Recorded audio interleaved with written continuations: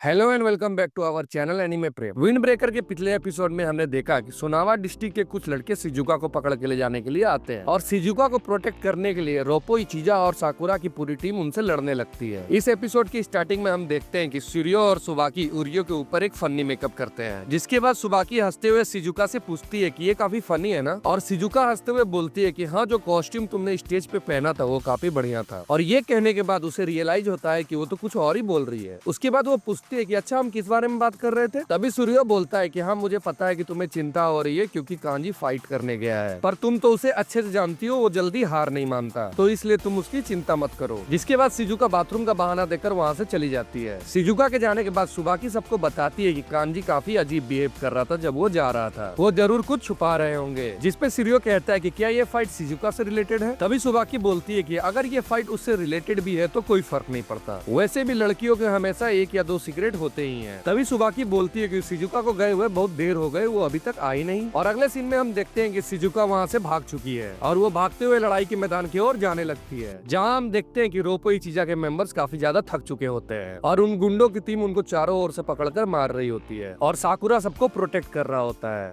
तभी कांजी अपने गुस्से से अनकंट्रोल्ड होकर साकुरा पे अटैक करने वाला होता है, पर उसे अचानक ही समझ में आ जाता है कि सामने साकुरा है और वो रुक जाता है। जिसके बाद वो साकुरा से पूछता है कि तुम में अभी भी जान बाकी है ना, और साकुरा जवाब देते हुए कहता है कि हाँ, अभी मेरे में बहुत जान बाकी है। फिर वो साकुरा से कहता है तब तुम बार में वापस चले जाओ, क्योंकि मैंने सुबाकी को प्रॉमिस किया था कि मैं तुम्हें जिंदा वापस लौटाऊंगा। और कांजी उससे कहता है कि मैं तुम्हारे हेल्प के लिए बहुत ज्यादा शुक्रगुजार हूँ, और मैं अगर तुम्हें सही सलामत वापस नहीं कर पाया तो मैं खुद को कभी माफ नहीं कर पाऊंगा, इसलिए तुम हमारे ऊपर एक एहसान करो और हमें इस फाइट का स्टार बनने दो। और तभी सुओ साकुरा को पकड़कर वहाँ से ले जाने लगता है और उससे कहता है कि हमें किसी भी हाल में शिजुका को प्रोटेक्ट करना है। तभी वहाँ पे शिजुका आती है और उनसे कहती है कि रुक जाओ, और वो सुनावा का लड़का अपने जेब से एक फोटो निकालता है और कंफर्म करता है कि ये लड़की शिजुका है कि नहीं। और कांजी चिल्लाते हुए शिजुका से कहता है कि तुम यहाँ पर क्या कर रही हो, वापस जाओ। जिस पर शिजुका कहती है कि मैं उन लोगों के साथ जाने के लिए रेडी हूँ, और अगर मैं उनके साथ चली जाऊंगी तो तुम्हें हमेशा मेरे लिए लड़ने की जरूरत नहीं होगी। और तभी नीरे उसका रास्ता रोकते हुए कहता है कि तुम नहीं जा सकती, मुझे पता है कि तुम्हें बहुत गुस्सा आ रहा है क्योंकि तुम कमजोर हो, और मैं ऐसा इसलिए कह पा रहा हूँ क्योंकि मैं भी कुछ नहीं कर पाता, बट ये देखने के बाद भी कि कांजी और उसकी टीम तुम्हें प्रोटेक्ट कर रही है और तुम्हारे लिए मार खा रही है, और अगर फिर भी तुम उनके साथ जाती हो तो कांजी और उसकी टीम की सारी मेहनत बेकार हो जाएगी, इसलिए मैं तुम्हें जाने नहीं दे सकता। जिसपे शिजुका बोलती है कि मैं समझती हूँ कि सब मुझे काफी ज्यादा पसंद करते हैं और मैं भी उन्हें बहुत ज्यादा पसंद करती हूँ। और तभी शिजुका अपने पास्ट के बारे में बताने लगती है कि जब वो इस शहर में आई थी तब उसके पास कुछ नहीं था, और तब भी इन लोगों ने मुझे एक्सेप्ट किया बिना भी किसी सवाल या जवाब के। जहाँ हम देखते हैं कि कांजी उससे पूछता है कि क्या कुछ ऐसा है जो तुम करना चाहती हो, जिसपे शिजुका कहती है कि हाँ, मुझे गाना गाना पसंद है। और कांजी उससे बोलता है कि क्या तुम मेरे लिए भी कुछ गा सकती हो, और शिजुका मना करते हुए कहती है कि नहीं, मुझे सबके सामने गाने की आदत नहीं है। पर कांजी उससे रिक्वेस्ट करते रहता है और इतने रिक्वेस्ट के बाद शिजुका भी एक गाना गा ही देती है, और कांजी उसका गाना सुनकर काफी ज्यादा खुश हो जाता है और कहने लगता है कि मैं तुम्हारे लिए अपने मैनेजर से बात करूंगा और तुम स्टेज पे गाना गाना। उसके बाद शिजुका बताते है कि वहाँ से लेकर यहाँ तक का सफर मेरे लिए एक सपने से कम नहीं था। मैं अपनी जिंदगी में काफी सारे लोगों से मिली और मुझे एक से प्यार भी हो गया। मैंने यहाँ अपनी उम्मीद से कुछ ज्यादा ही खुशियाँ बटोर ली है, और मैं नहीं चाहती कि मेरे वजह से किसी को चोट पहुँचे, इसलिए प्लीज मुझे जाने दो। तभी सुनावा का वो लड़का हंसने लगता है और कहता है कि प्यार और सपने, गरीब लोग इन सब लग्जरीज के बारे में बात ही नहीं कर सकते। और वो शिजुका की ओर इशारा करते हुए कहता है कि तुम भी तो हमारे ही इलाके से हो ना, बिना किसी फैमिली का तुम अपना जीवन जी रही थी सफाई का काम करके। तभी एक मोटे अमीर आदमी ने तुम्हें खरीदने की बात की और उसी के बाद तुम वहाँ से बचकर भाग गई। जिसके बाद कांजी उस लड़के पे हमला करने जाता है, बट वो उसे डॉज करते हुए शिजुका से बात करता है और कहता है कि अगर तुम यहाँ आ गई तो हम इन्हें चोट नहीं पहुँचाएंगे। फिर साकुरा सुओ से कहता है कि इसे उठाकर हम यहाँ से भाग जाते हैं, और वो शिजुका की ओर भागने लगता है। और शिजुका भागते हुए सोचने लगती है कि मैंने काफी ज्यादा एंजॉय कर लिया है इन लोगों के साथ, और अब मैं उन मेमोरीज के साथ ही रह लूंगी। और तभी शिजुका के बीच में उरियो और शिर्यो आ जाते हैं और पीछे से सुबाकी चलकर आ रहा होता है, और शिजुका उसको देखकर कहती है कि तुम दूर रहो, मैं यहाँ नहीं रह सकती, और अगर मैं यहाँ नहीं रहूंगी तो किसी को चोट भी नहीं पहुँचेगी। और सुबाकी उससे पूछता है कि ठीक है, लेकिन तुम चाहती क्या हो, जिसमें शिजुका कहती है कि मैं तुम लोगों के साथ रहना चाहती हूँ। तभी वो लड़का सुबाकी से कहता है कि मुझे पता नहीं तुम कौन हो, लेकिन हमारे फाइट के बीच में तुम्हारा आना बहुत ही रूड है, जबकि वो लड़की अपने सपनों से उठ गई थी। क्या तुम यही चाहती है कि वो एक ऐसी लाइफ जिए जिसके लिए वो फिट नहीं है? तभी सुबाकी हंसते हुए बोलती है कि फिट नहीं है तो तुम्हारा क्या मतलब है, लगता है तुम बस जलस हो। और कहती है कि जो लोग दूसरे के सामान का मजाक बनाते हैं वो अक्सर अपने आप से खुश नहीं होते। जिसके बाद वो लड़का बोलता है कि हमारे सामने काफी ज्यादा पैसा पड़ा हुआ है, इसीलिए जल्दी से सीरियस हो जाओ और इन्हें खत्म कर दो। और साकुरा लड़ाई में वापस जाने लगता है। तभी सुबाकी साकुरा को रोक लेती है और उन तीनों से कहती है कि तुम लोग शिजुका को प्रोटेक्ट करो, और कहती है कि ये फाइट शिजुका को प्रोटेक्ट करने के लिए है और इसीलिए मैं तुम तीनों को ट्रस्ट करके शिजुका को तुम्हारे हवाले कर रही हूँ। और साकुरा अभी काइजी की बातों को याद करते हुए सोचता है कि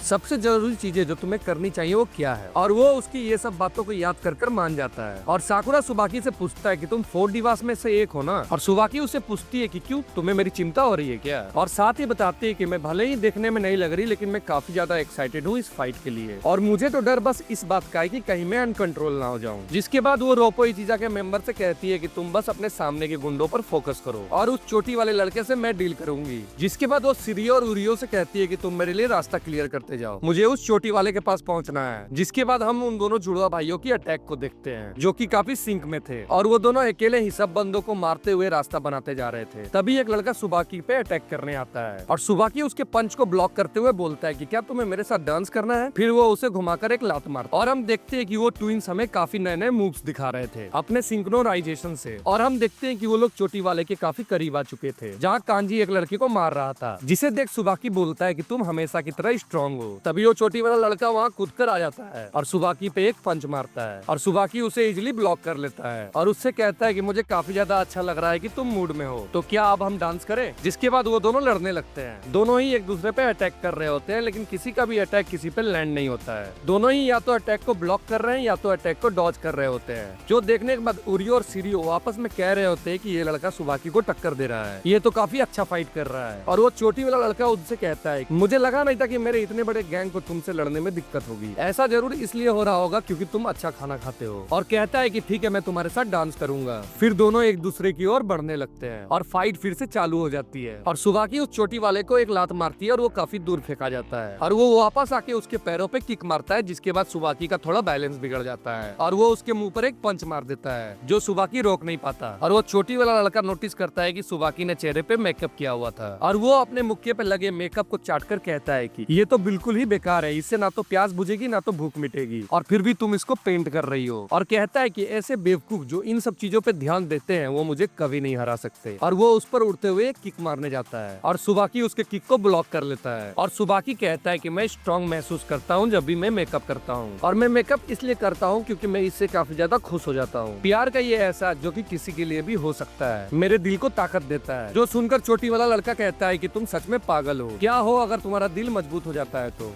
जिसका जवाब देते हुए सुबाकी बोलता है कि मुझे पता ही था कि तुम ये कभी नहीं समझ सकते हो क्योंकि तुम्हारी सोच ही बेकार है, और कहता है मैं तो ऐसे लड़के से कभी नहीं हार सकता। जिसके बाद वो लड़का सुबाकी पे अटैक करने आता है लेकिन सुबाकी उसे एक किक मारकर हवा में उड़ा देती है और इस बार वो लड़का ब्लॉक भी नहीं कर पाता और यहीं पे हमारा ये एपिसोड खत्म होता है। तो अगर आपको हमारी ये वीडियो पसंद आई तो इसे लाइक करे, शेयर करे और हमारे चैनल को सब्सक्राइब करना ना भूले।